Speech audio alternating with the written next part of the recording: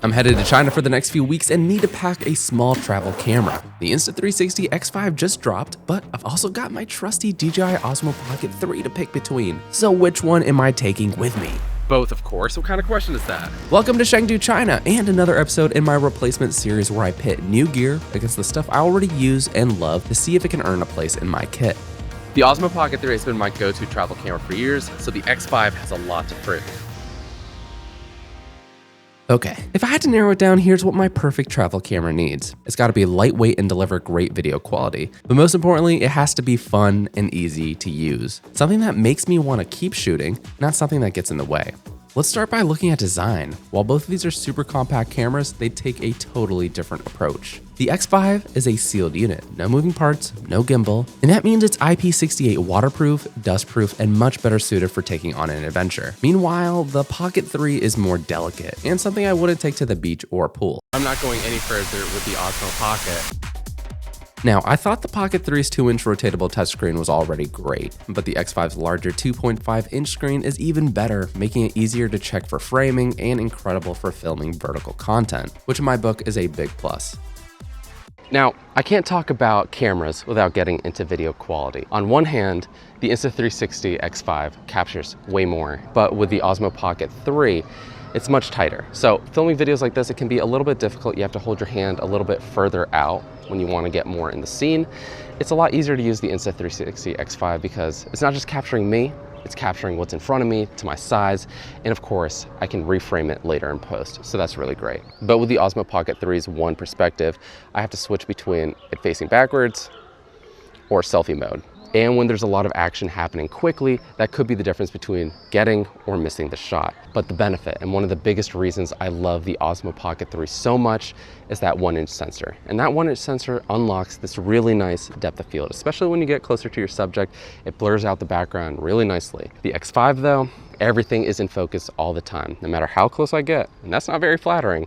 The Insta360 X5 can shoot up to 8K 30 frames per second, which sounds impressive, but the resolution is split between both lenses in 360 mode. So really, you're looking at something closer to 4K. And even though the Pocket 3 tops out at just 4K, I found that it produces sharper and more natural images straight out of the camera. You guys work way too hard. So when it comes to vlogging with these two cameras, they trade blows. But if you add a selfie stick to the mix, the X5 pulls off one of its greatest invisible party tricks, literally. In a few seconds, you can go from a simple handheld shot to making it look like you have a drone or even a personal camera operator following you with no selfie stick in frame. And this feature unlocks some of the most fun shots I captured on the trip, especially when I was finding creative angles to move the X5 through. It's also great to have a small pocketable camera that offers decent zoom range. Now, unfortunately with the Insta360 X5, you're pretty limited in what you can do. On the other hand, with the DJI Osmo Pocket 3, we got a recent software update which brought medium tele-zoom, so that's been great for getting closer to the action without losing quality or portability. But when I'm doing these day-long video shoots, battery life is another really big concern. With the Insta360, you do have hot swappable batteries, so when one dies and you need to quickly recharge, you're ready to go. With the Osmo Pocket 3, I do get longer battery life at about 2 hours, but the internal battery is not swappable. But I do have this really nice extended battery grip. It nearly doubles battery life to about 4 hours, but it does make things a little bit less pocketable. Okay, it was this next day that I really wished the X5 had some kind of similar extended battery grip. Yeah, it's only 3 p.m. I've only been shooting a mix of shorter to medium length clips, and the battery on this is already pretty low. I have to plug it in order to get more charge. So I had the X5 plugged into that power bank that you just saw, and everything was going fine until the charging cable caught onto something, and then this happened. Did it break? No? Oh, thank God. I think it may have scratched a little bit, but... Oh, Lord. Yeah, it scratched just a little bit. I don't know how noticeable that is. I wish that was recording though.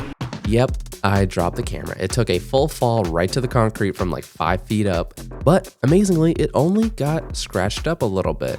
Yeah, you hate to see it, but that little scratch was enough to show up on video. Not too noticeable, but maybe enough that it's worth swapping this out. Hey, it's Feature Me back from the trip, and it's time to get this lens cover fixed. To Insta360's credit, the new X5's cover is more durable and scratch resistant, but if you're ever unlucky and you do need to have one replaced, they sell these kits for $30 that do include one replacement lens. I've got the lens guard off now. Hiya. I'm gonna take the replacement lens, carefully place it in the middle here. Boop. Yeah, that's looking a lot better. I just need one for the front lens now, but until then, back to the video. The X5 gets a decent bump to low light quality thanks to its new 1/1.28 inch sensor, which is 140% larger than its predecessor. But as I found out, at night it still can struggle. Even with lots of light coming from the buildings, the fountain, the video quality on the X5 just doesn't hold a torch to the Osmo Pocket's 1-inch sensor. With the X5, Insta360 has introduced a new pure video mode, which is basically their version of night mode, that boosts exposure without making the image grainy. But overall, there's a lot of smoothing and denoising that I don't really like. Especially in the details of the sky, the trees, things start to look a little bit mushy.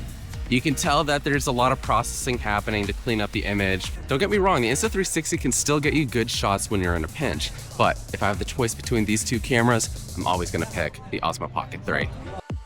Now, here's the part I was really dreading. Editing this video. Getting those cool reframing shots is a chore, even when using the app. Now, for my editing workflow specifically, I first have to import all the footage into the Insta360 app, export it as a flat video, which, even with my powerful M1 Max MacBook Pro, takes a lot of time. So by the time everything's processed and ready for me to finally start editing, I've already checked out. For shorter videos with just a few 360 clips, yeah, not a big deal, but for something longer like this, it adds up fast and makes me think twice about shooting in 360. So let's address the elephant in the room, pricing. The Insta360 X5 starts at $550. Not bad given all its upgrades and everything that it can do. The Pocket 3, it used to start at $520, but thanks to tariffs, it now costs $800. That's a 54% price hike. And when you jump up to the creator combo that you've seen me use with the battery grip and the mic, that's $950. Yikes. If you're in a country like China where the price bump hasn't hit you, the Pocket 3 is a killer value. But for everyone else, it makes this camera much harder to recommend. And suddenly the X5 is looking like it could be the smarter buy for a lot of people, especially if you're on a tighter budget.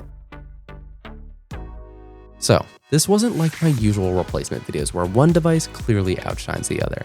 Both of these are super compact travel cameras, but with a totally different twist on things. The X5 unlocked the creative freedom I was looking for, especially for just being able to hit record and figure out how I wanted the shot to look later. But like I said, it comes with that extra cost. With the Pocket 3, I'm still getting that high quality footage I know and love, but it doesn't always deliver that wow factor that I'm craving. And so getting to use these two cameras for the past couple weeks, what I ultimately found is that they complement each other really well, and I'm super glad that I brought both with me.